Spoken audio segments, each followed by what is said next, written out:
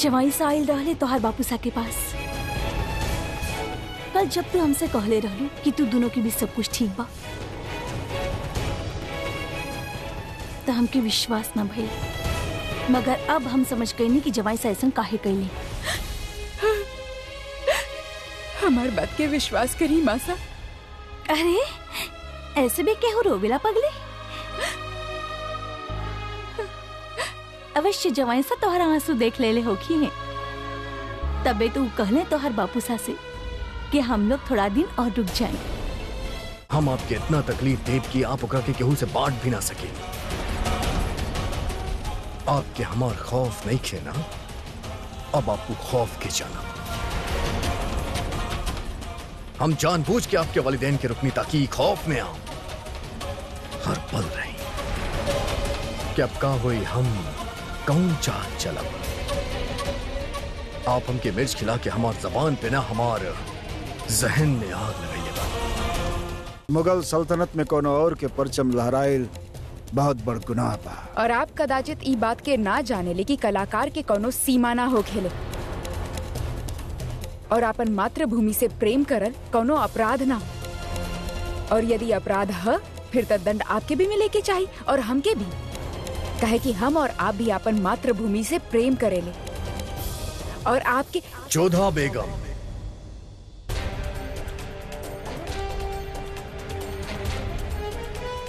इस सियासी मामला आप इसे दूर रही। इनके साथ का करे के बाकाना हम ये अच्छी तरह से जाने ली। आप महल में वापस जा सकेली।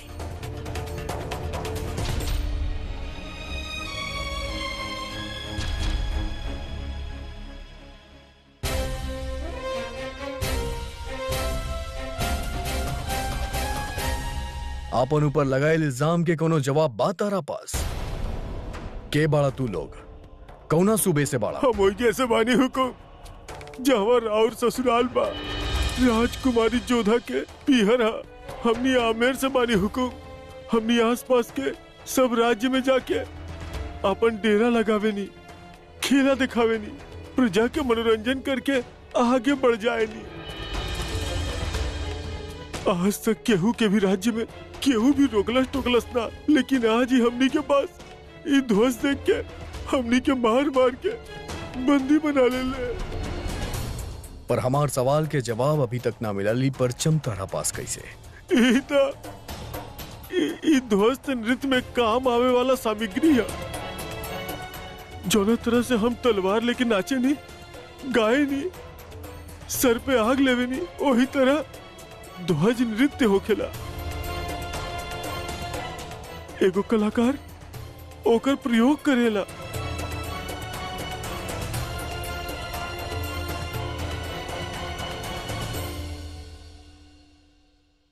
इनके रिहा कर दिहल जाए।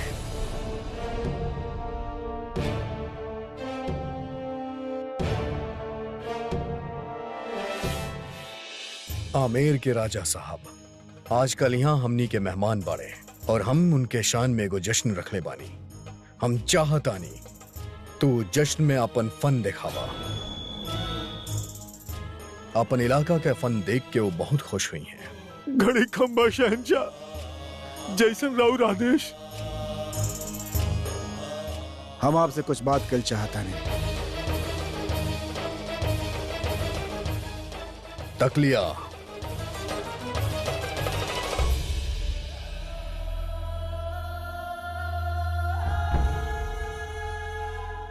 जब भी हमनी कोनो गुनहगार के पकड़े नहीं, आप ओके रिहा कर देवे नहीं। अधम, जो ना दिन तू साचो में कोनो गुनाहगार के पकड़ के ले आई बा, हम ओकरा ना छोड़ब। तारा खातिर एगो काम बा हमरा पास। हमके पता लागल बा कि मथुरा में केहू हमनी के रियाया के सतावता। तू जा पता लगावा उ के हा जे मुगल सल्तनत के उसूल के तोड़ता। जरूर, हम वहां जाके उनके पकड़ब और उनके खौफनाक सजा भी दे। तू सिर्फ ओकरा पकड़िया, सजा हम मुकर्रर करब।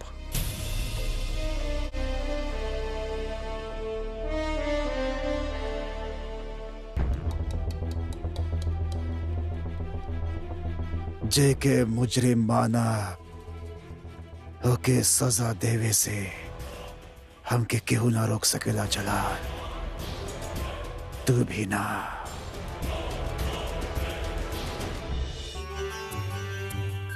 मासा, आप ये सब का कर रहल बानी? ना तका आज उत्सव बा तो के तैयार करे के बाना। हाँ आवा आवा, जल्दी बैठा यहाँ।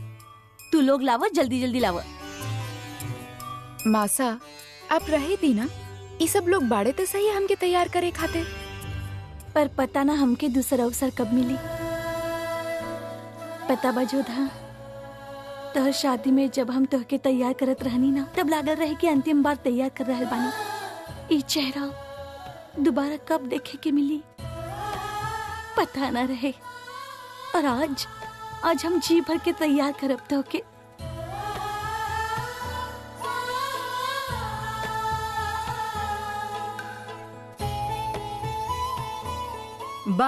बा मुलाहिजा होशियार, मल्लिकाए आलम मरियम मक्कानी बेगम तशरीफ ला रहल बानी।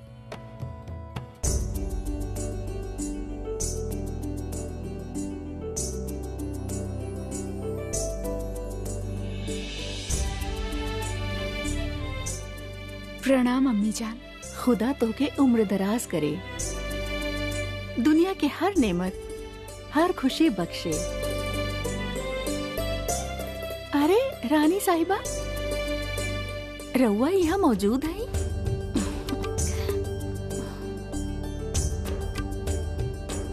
नमस्ते। ओ, आज उत्सव है ना, यही से मासा हमके तैयार करत रहनी। ना जोधा, तुहार वालिदा अभी हक खो चुकल बानी।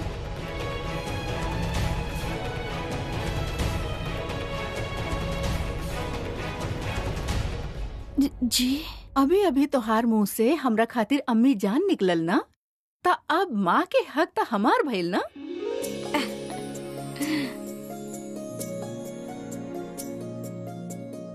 यही से हम अपन हाथ से अपन बेटी के सजाइब।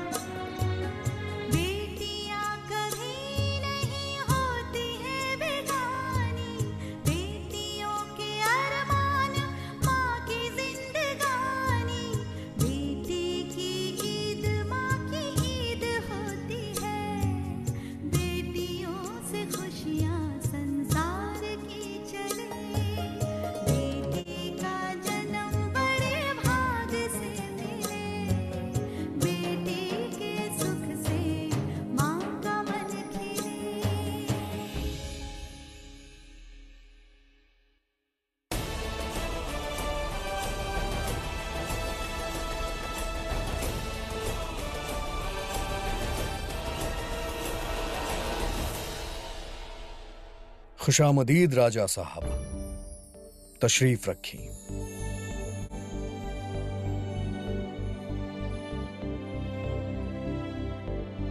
नजराना पेश कइल जाए।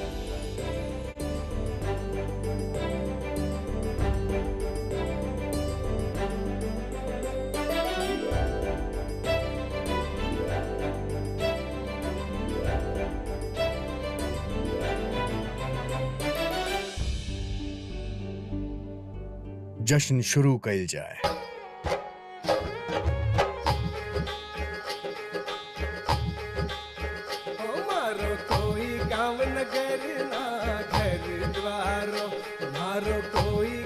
मोती, ई उहे बंजारा बाड़े ना जेके आदम खान बंदी बनैले रहे? और अभी यहाँ मुक्त होके नृत्य कर रहल बाड़े। हमके संदेह बा शहंशाह ई उत्सव में अवश्य कुछ ऐसन करे वाला बाड़े जैसे हमके पीड़ा पहुंचे।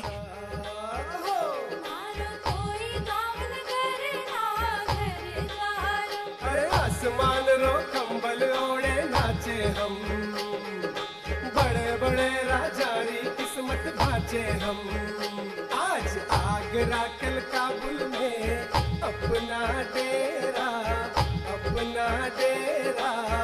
मैं तो बन जा रहा मैं तो बन जा रहा।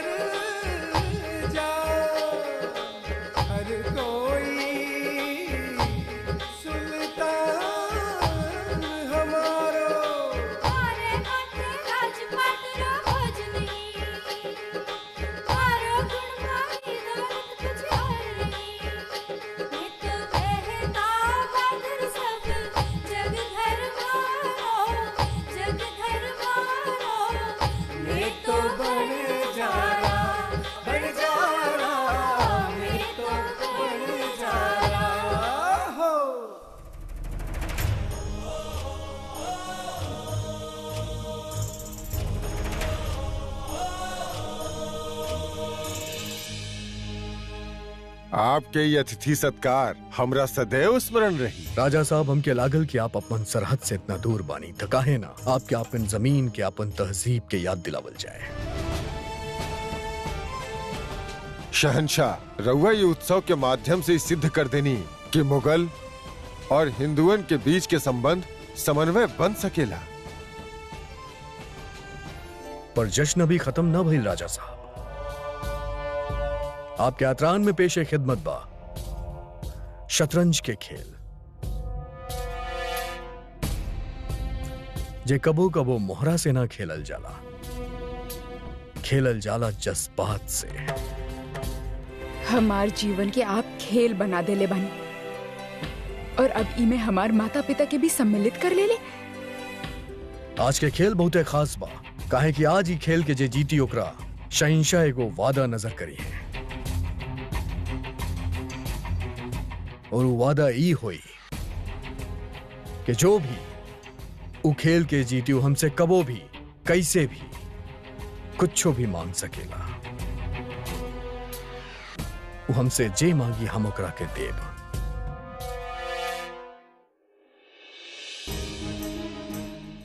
हुक्म शहंशाह के मोहर मुगल सल्तनत के। आज जे शतरंज के खेल के फतह करी ओकरा शहंशाह जिंदगी में कभी भी कोनो भी चीज मांगे के हक दे ताड़े। ई हुक्मनामा के जरिया शहंशाह जलालुद्दीन रउआ सबके ई कॉल दे ताड़े कि आज के खेल के गाजी के ख्वाहिश पूरा कइल जाए। और शतरंज के मुकाबला में एक और हुई है मुगल सल्तनत के बेहतरीन शतरंज खिलाड़ी बेगम रुकैया सुल्तान।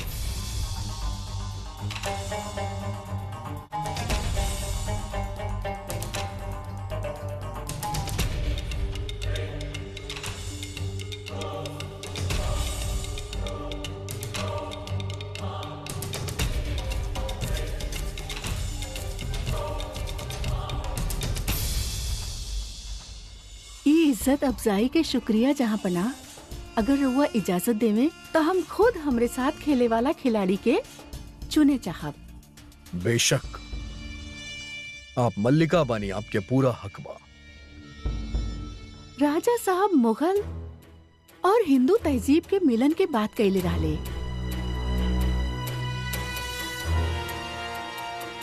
त ई मिलन अब मुकाबला में तब्दील होगी।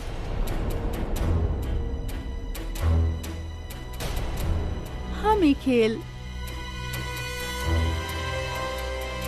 बेगम जोधा के साथ खेले चाहता नहीं।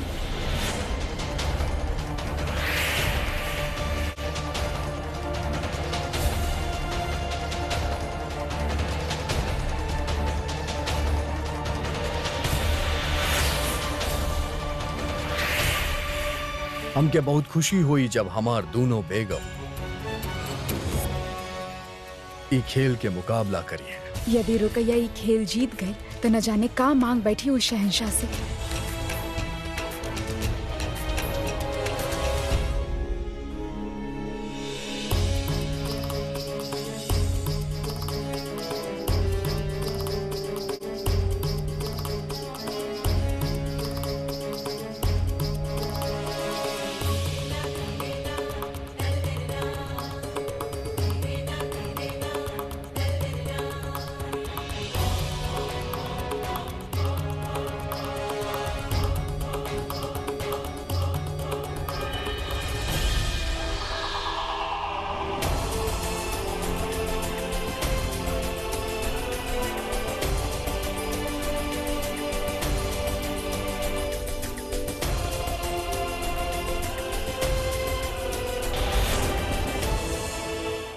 कहीं जोधा बेगम रउआ ई बाजी खेले चाहता नहीं या बिना खेले ही हार कबूल करे चाहत बनी? हमरे यहाँ तब बिना लड़े मृत्यु से भी हार ना मानल जाला। बुलावा चाहे युद्ध के होके या शतरंज के खेल के, हम राजवंशी कभी पीछे ना हटेंगे।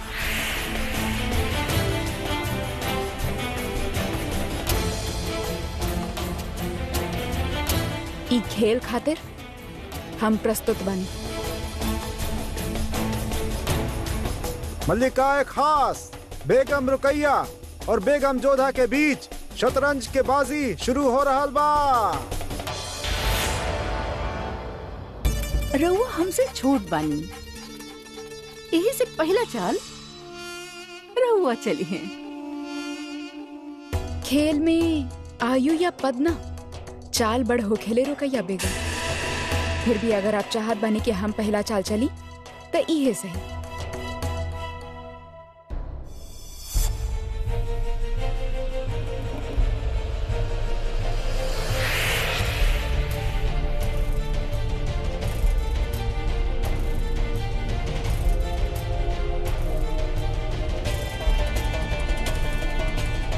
और ई गईल राउर सहसवार।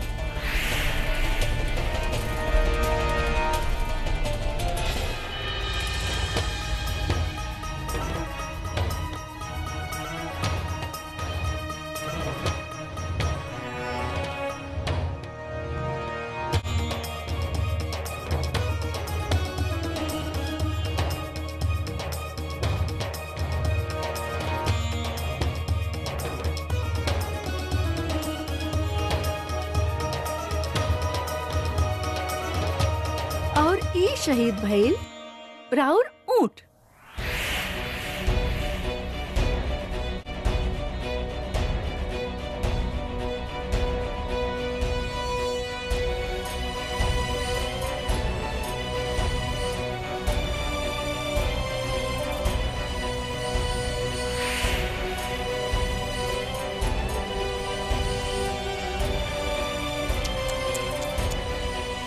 बहुत बड़ गलती कर देहनी रहुआ जोधा बेगम। राउर बादशाह के तो हम चारों ओर से घेर लेनी,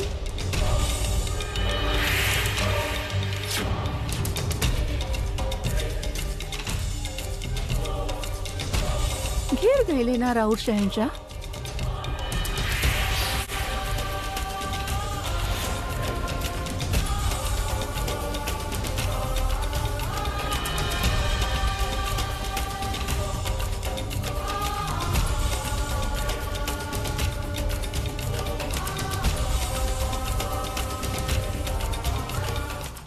राउर बादशाह के तो हम चारों ओर से घेर लेनी,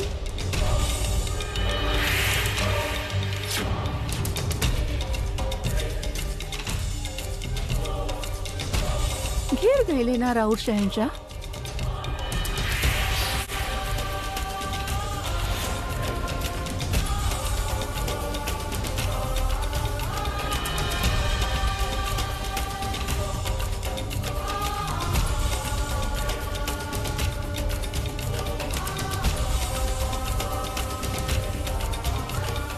राउर खेल खत्म भइल छोटी बेगम।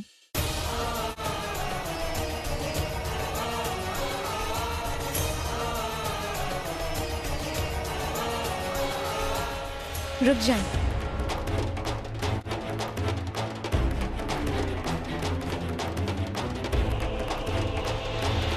अभी खेल शेष बा।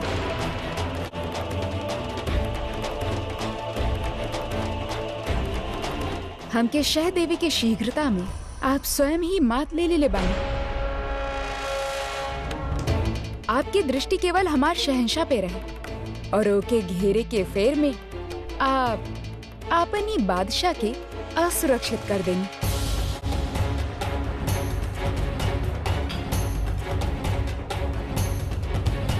अब चाल हमार है।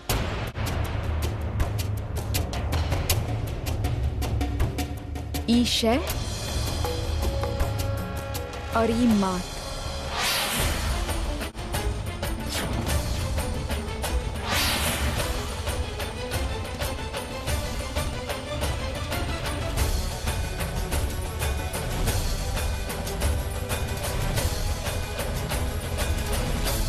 मुबारक होके, मुबारक होके, मुबारक होके, मुबारक होके।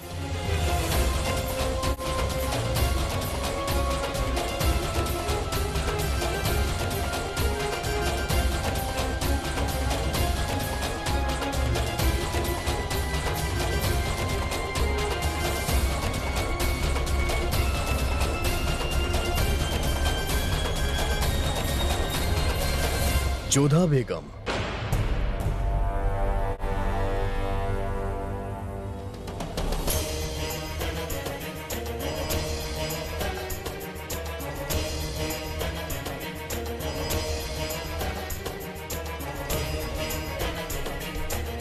बेगम साहिबा ये फरमान कबूल करी।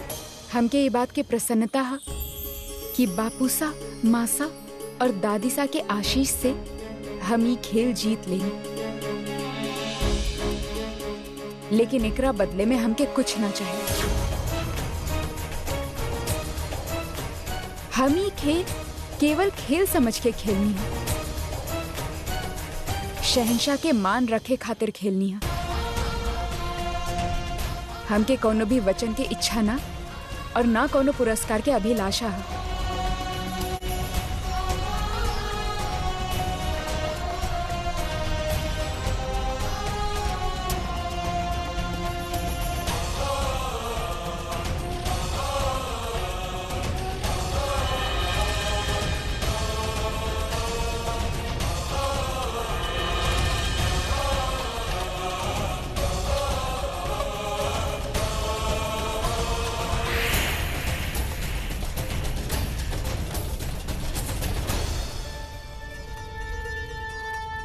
ई तरह से कष्ट लेहब तो राउर गला पे बुरा असर पड़ी। शतरंज के बाजी का हरनी हम। तू हमके रुक का पिए सिखाइबा? हमार वो मतलब ना रहे बेगम साहिबा। तो का भाई वो अगर एक बार रउआ के शिकस्त दे देहलस तो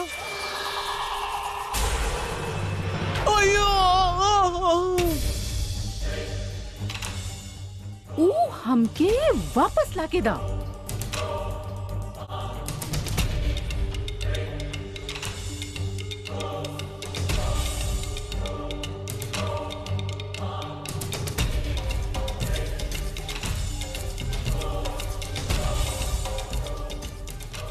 ई जख्म तोहरा खातिर सबक रही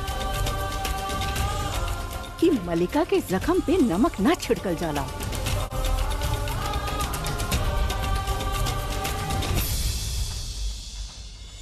तक लिया।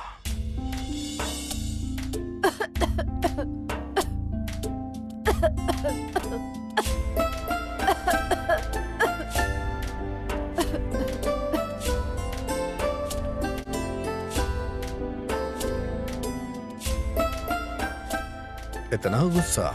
वो सबके सामने हमके मार देलस, वो शतरंज के खेल में। अगर हम तरह तरह सोचती तो अब तक न जाने कितनन के जान ले चुकल होती। तकलीफ ई बात के बा कि हम राउर ख्वाहिश पूरा न कर सकनी।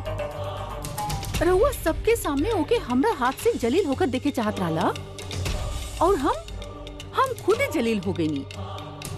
हम तो सोचले रहनी कि मजा आई जब हम सबके सामने वो हिंदू रानी के चुटकी में मात दे दे।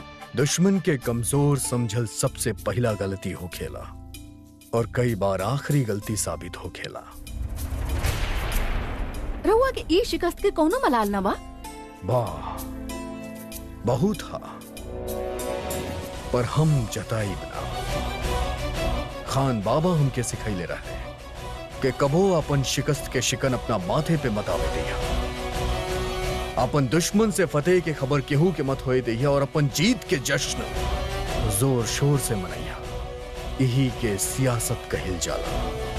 अगर तू ओकरा के अपन शिकस्त के अहमियत देबा त लोग ओकरा कई गुना ज्यादा अहमियत देंगे। रुकैया उहे घोड़ा में सवारी करे पे मजा आवेला जे तोहरा पहले गिरा चुकल होके। अब गुस्सा थूका और हमके हुक्का के मजा ले बेदा। मगर ताजुब ता ई बात के बा कि राउर शाही मोहर लागल फरमान भी उठुकरा देलस। रहुआ के ई बात के भी कोनो मलाल ना बा।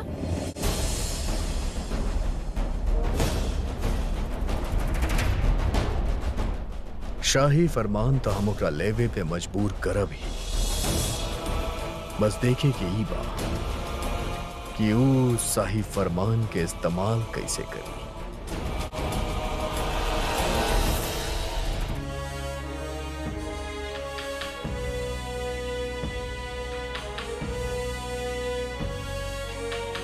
बा अदब, बा मुलाहिजा होशियार, शहंशाह आलम, ताजे मुगल सल्तनत, बादशाह हिंदुस्तान, हुजूरे जलालुद्दीन मोहम्मद दीवाने आम में तशरीफ ला रहल बाड़न।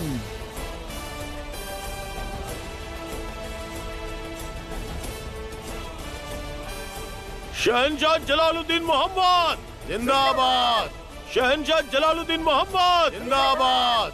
शहंशाह जलालुद्दीन मोहम्मद जिंदाबाद। शहंशाह जलालुद्दीन मोहम्मद जिंदाबाद। फरियादी के पेश कइल जाए।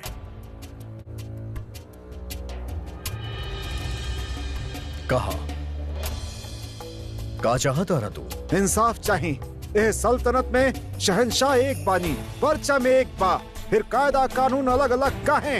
हमने के हमार धर्म बदले खातिर काहे मजबूर कइल जा रहल बा? हम ही सल्तनत में रहेनी, सारा कर चुकाए नी, कोनो गुनाह ना करे नी। गुस्ताख, शहंशाह के सामने तमीज से बात करे ना जाने ला। सिपाही, एकरा इज्जा से लेके जा, एकरा कैद खाना में बंद कर दा।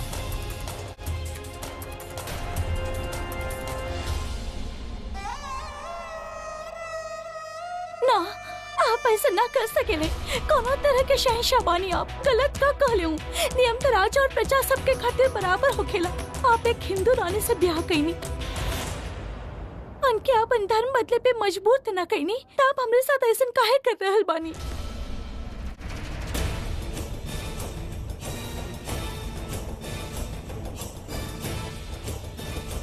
दीवाने आम में फरियाद मिले के इजाजत मिले के मतलब ही नहीं खे कि तू गुस्ताखी कर बैठा। शहंशाह के फैसला पे सवाल उठा के गुनाह कैले बाड़ू। अच्छा बा, नई बेगम के खबर ता होखे कि ना फरमान हिंदुओं के साथ जलाल कैसे पेश आवेले। ना केवल तू गुस्ताख बाड़ू और शहंशाह पे सवाल उठावे के गुनाहगार भी।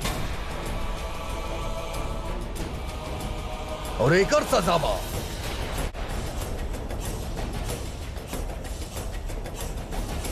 इनके बामुशक्कत कैद खाना में डाल दिया जाए।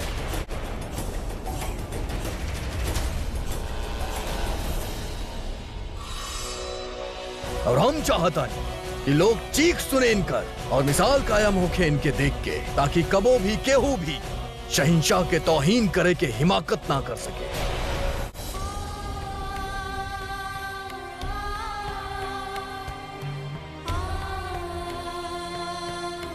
कितना बड़ अन्याय हो रहल बा यहाँ पे। जे सहायता मांगे आए ओके कारागार में डाल देले, वो बिना कोनो दोष के। बालक पे भी दया ना आए। शहंशाह के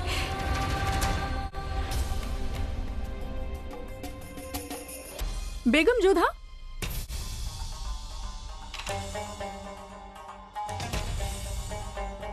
इतना हैरान होके के जरूरत ना बा। ई हमनी के कौम के ना गैर भी आई और गैर के साथ गैर जैसन ही बर्ताव कइल जाला।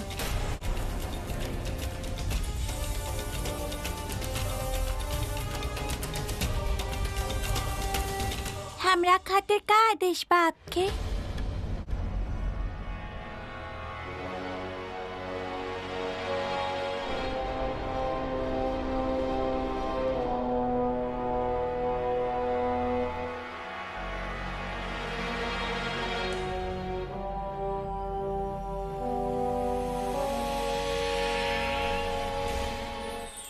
सजा सिर्फ उनकर जे गुनाहगार बा।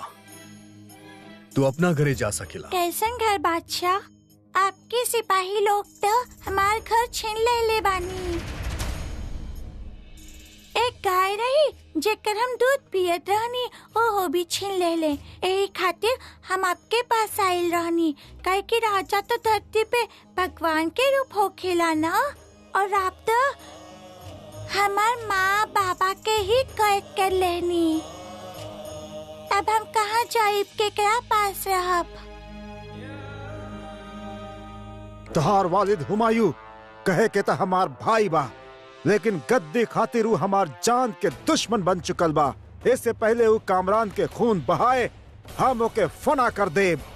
जलाल के हम ई का कर रहल बानी रउआ? हट जाई बेगम, ई सियासी मामला बा। बच्चन पे सियासत ना खेलल जाले। रउआ दोनों भाइयन के जंग में ई मासूम जलाल के का कसूर? पहले ता रउआ एके एकरा वालिद से छिनला और अब एकर जिंदगी छीन लेवे चाहत बनी ना। हम ई बेकसूर के कोनो भी सजा पावे ना देब। बेगम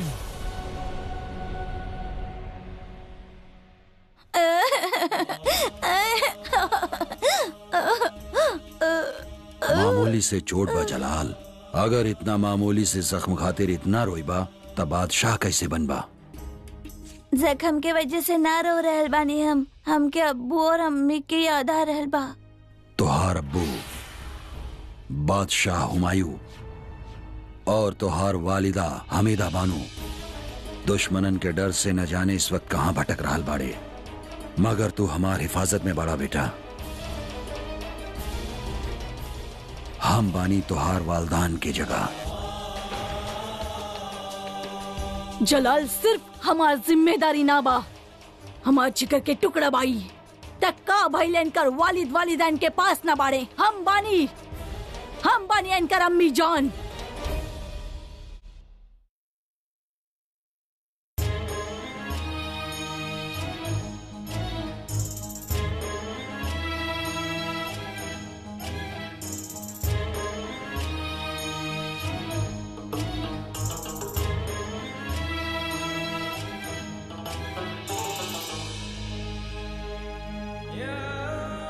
ई बच्चा के वालिदैन के रिहा कर दिया जाए।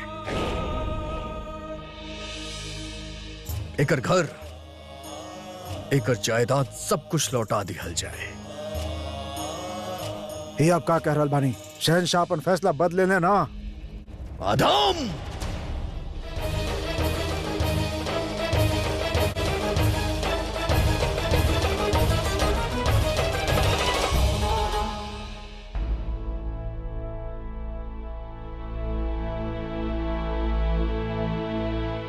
एगो बच्चा खातिर होकर जिंदगी में होकर वालिदैन के का अहमियत होकर रही हमसे बेहतर केहू ना जानेला।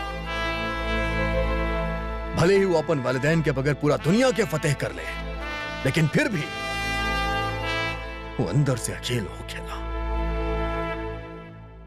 और केहू हम जितना खुश नसीब नहीं खे जिकरा खान बाबा और बड़म्मी मिल जाए। हम ना चाहेले कि कोनो भी बच्चा अपन जिंदगी बिना अपन वालिद और वालदा के बगैर बसर करे। भले ही शहंशाह खातिर होकर अपन फैसला बदलल गलत होके, दीन और ईमान वाला आदमी होके के नाते हम ही बच्चा के एकर वालिदैन लौटाई और हम के एकरा में कुछ गलत ना लागे।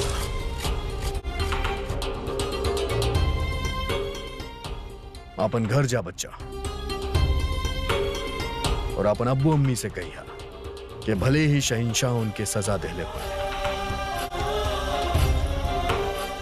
लेकिन खुदा के बंदा उनके मुआफ कर देलस।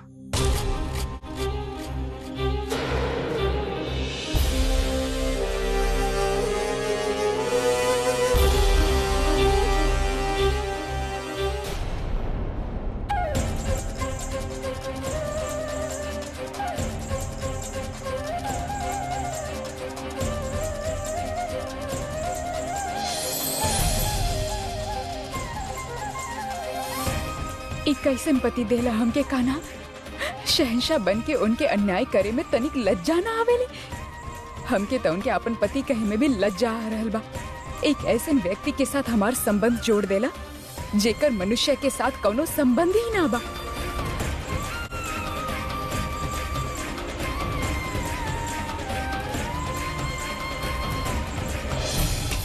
लागत वक्त और हालात बदल रहल बा नाजिमा।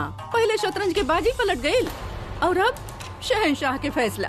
तू कहे का चाहत बाड़ू रुखसार? सोचत रहनी हम काहे ना हमने भी शतरंज की बाजी खेली, शायद इस बार हम भी रउआ से जीत जाई। जे काम करे के औकात ना ओकरे बारे में सोचा भी मत। रउआ तो बेवजह ही खफा हो रहल बानी।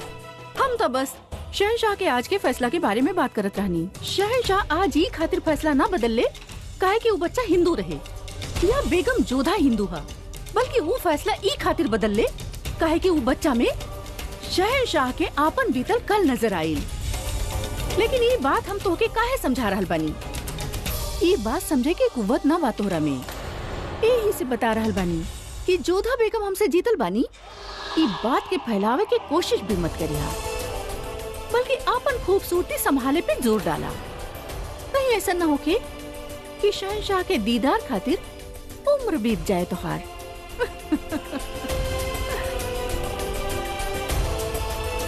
आमेर से निकलना काफी दिन हो गइल बा। ओई जाना केहू राजा बा न कोनो उत्तराधिकारी। ऐसे में कोनो शत्रु के कुदृष्टि आमेर पे पड़ सकेला। हमनी के शीघ्र अतिशीघ्र एजा से प्रस्थान करे के पड़ी। आज्ञा दी। अगर आप वापस लौटे चाहता नहीं तो हम आपके रोकब ना राजा भारमल जी, पर इतना जरूर कहब कि आपके आमेर के लिए इतना फिक्रमंद होके की जरूरत नहीं है। सारा हिंदुस्तान जानेला कि जलाल आपके बेटी से शादी कैले बा। अब आमेर पे सिर्फ नजराना बरसी, केहू के बुरी नजर ना। यदि आपकी अनुमति होखे तो जाए से पहले हम एक बार अपन बेटी जोधा से मिले चाहत बानी। मासा और बापू से जा रहल बड़े मोती।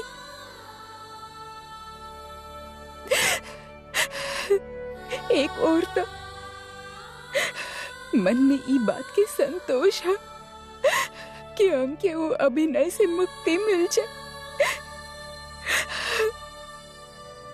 पर ई बात के पीड़ा भी बा कि अब पता ना कब हम उनके फिर से देख पाए। बेगम साहिबा, राउर वालिद और रानी साहिबा रउआ से मिले आ रहल बाड़े। मोती जल्दी कुछ करी, हम न चाहिए कि मासा हमारा आंसू देखे।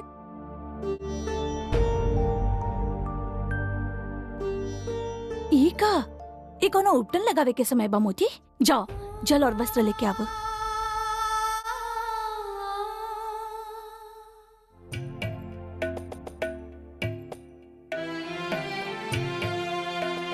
जोधा, हमने आमेर लौट रहल बानी और मोती भी हमनी के साथ लौट रहल बिया। मोती बाई काहे मासा? काहे कि वो अपन दायित्व ठीक से निभा ना पैली। जे कार्य तू उनके सौंपले रहलू वो भी संपन्न न कर पैली। परंतु रानी साहब, हमसे ऐसा का भूल हो गई?